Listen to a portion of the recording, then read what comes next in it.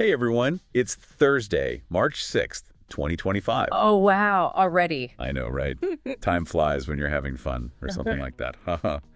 But hey, we're diving into some pretty major political news today. Definitely. There's a lot going on. We've got three stories in particular that we're going to unpack. Each one has some pretty big implications. For pretty much everyone, I'd say. What's fascinating is how these seemingly separate stories actually connect to a bigger struggle that's happening right now, It's all about what the government should be doing, who has the power, and what direction our country is headed. Yeah, it's like a thread running through all of them. Okay, so let's start with President Trump's plan to dismantle the U.S. Department of Education. Okay. Yeah. This has been a goal of his for a while, hasn't it? Oh, absolutely. It goes all the way back to his first presidential campaign. Remember, it was a big campaign promise. The idea, as he's described it, is to shrink the federal government and give states more control over how education works. Right, so less federal involvement. Yep. And now he's reportedly getting ready to sign an executive order to get things started. But even if he does, that doesn't mean the Department of Education just disappears overnight, does it? Well, no, not exactly. To actually abolish a federal department, you need approval from Congress. And that's not always easy. And that's not all. There's another interesting twist. President Trump's nominee for Education Secretary, Linda McMahon, still hasn't been confirmed by the Senate. So there's a missing piece of the puzzle right there.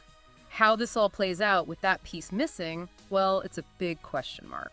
So even if this plan doesn't completely succeed, it still sends a pretty strong message about President Trump's priorities in the second term. Oh, without a doubt. It shows he's really serious about this idea of shrinking the federal government and giving more power to the states when it comes to education. And this tension between federal and state control over education, that's been building for years now. We've seen it play out in all sorts of ways. And that brings up a huge question. What happens to all the programs the Department of Education runs? Oh, right. There are so many. Think about Title I funding for schools in low-income areas, federal student loans, all those programs for special education. The list goes on and on. The impact of all this could be massive. It would be huge. And you're right, this isn't just about moving some offices around in Washington. This is about potentially changing the lives of millions of students and families and teachers across the country. It's a really big deal. All right, let's move on to another story that's been all over the news. The clash between President Trump and Senator Bernie Sanders over Social Security. Yeah, that's been heating up. This whole thing started after President Trump said some pretty controversial things about the program during his address to Congress recently. Yeah, he made some claims about widespread fraud happening within Social Security. He even said something like millions of checks are going out to people who are dead. But that statement, well, it's been challenged by fact checkers and critics who say there's really no evidence to support it. And Senator Sanders definitely did not hold back in his response. He called President Trump's claims outrageous lies that were just meant to justify cutting the program. Yeah, it was a strong response for sure. It really shows how divided they are on this issue. And this isn't just about disagreeing on some numbers or statistics. This is a fundamental difference in how they see things, how they view economic inequality, and what role they think the government should play. Senator Sanders has always been a huge advocate for expanding social safety nets like Social Security.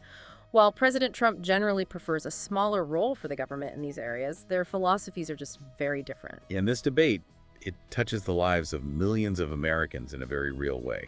Over 70 million people rely on those Social Security benefits each month. So any cuts, any changes could have a big impact. Absolutely.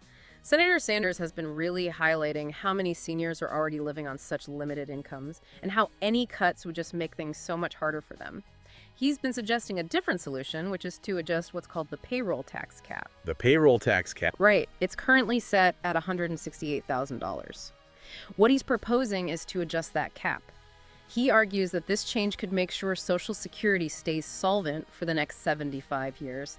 It's a different way to approach the problem. It's a tough situation. You're trying to meet the needs of people who depend on Social Security right now, while also making sure the program is financially sound for the future.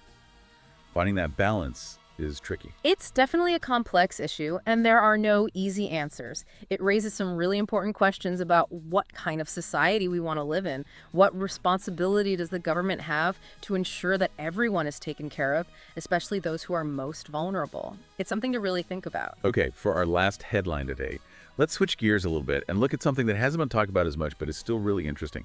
We're talking about President Trump's criticism of funding for research, wait for it, using transgender mice. Transgender mice. Yeah, you heard that right. This one hasn't gotten as much attention, but it brings up some really important questions about scientific research, gender identity, and how those research dollars get allocated.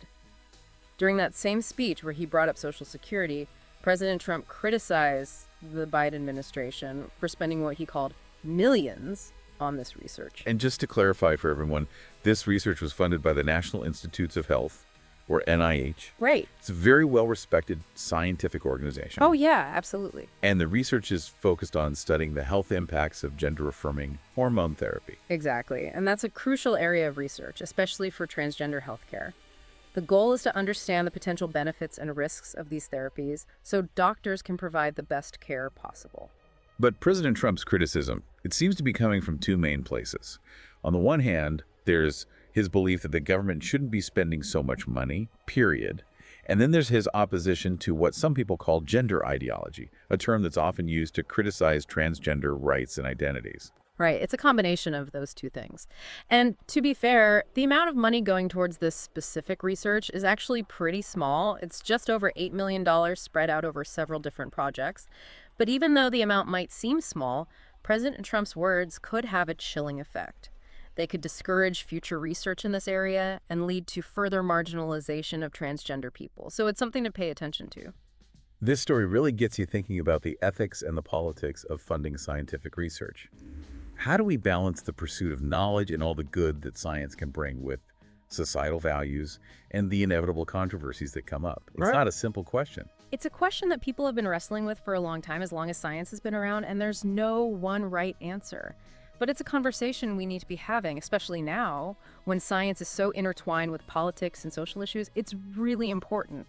And it really makes you think about how important it is to, be a critical thinker and to be media savvy. Because when you hear these statements, like the ones about Social Security fraud or the idea that transgender mouse research is just a waste of money, it's so crucial to kind of dig a little deeper, Look at the evidence yourself. See what other people are saying, different viewpoints, before you make up your own mind.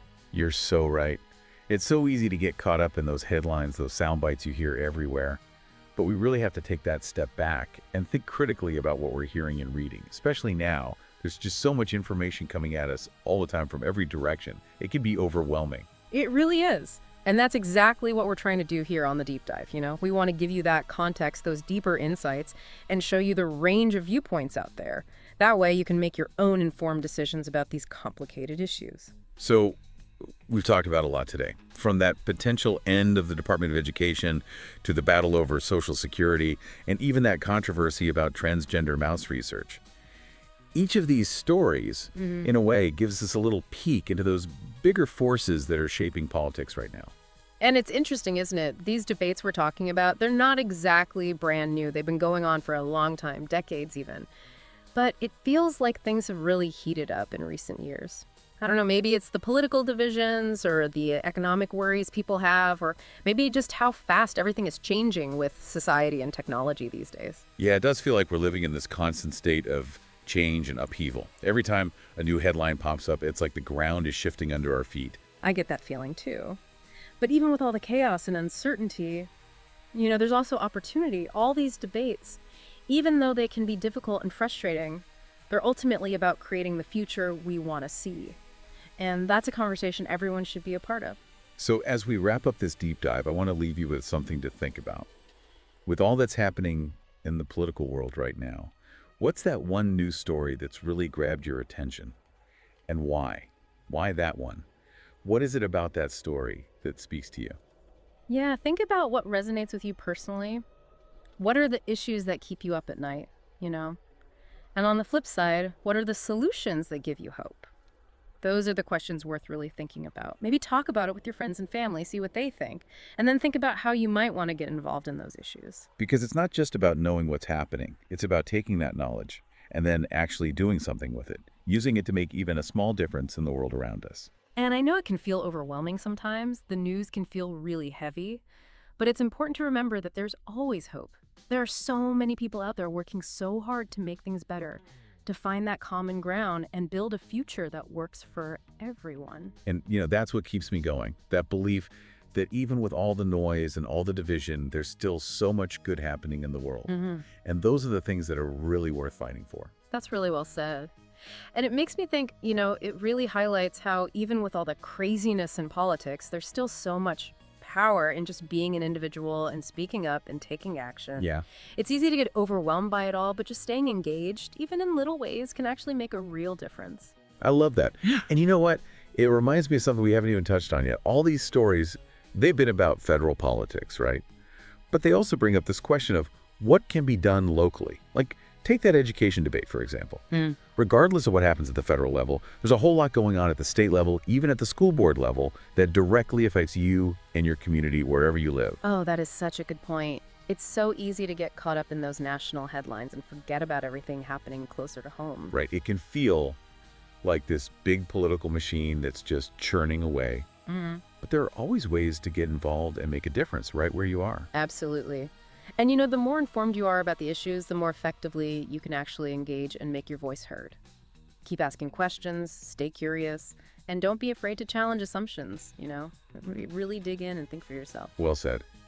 And on that note, I think it's time to wrap up this deep dive. It's been quite a journey, hasn't it? We've covered some pretty complex and challenging topics. It has been. But I hope you've come away with more than just a bunch of facts and figures.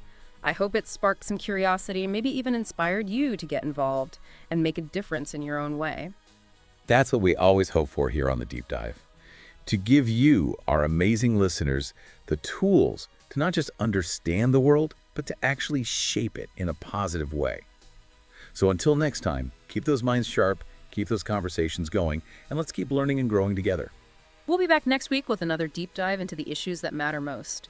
Until then, stay curious, stay engaged, and keep learning. That's all for today, folks. Thanks for joining us on this wild ride through the world of politics. We'll see you next time on The Deep Dive.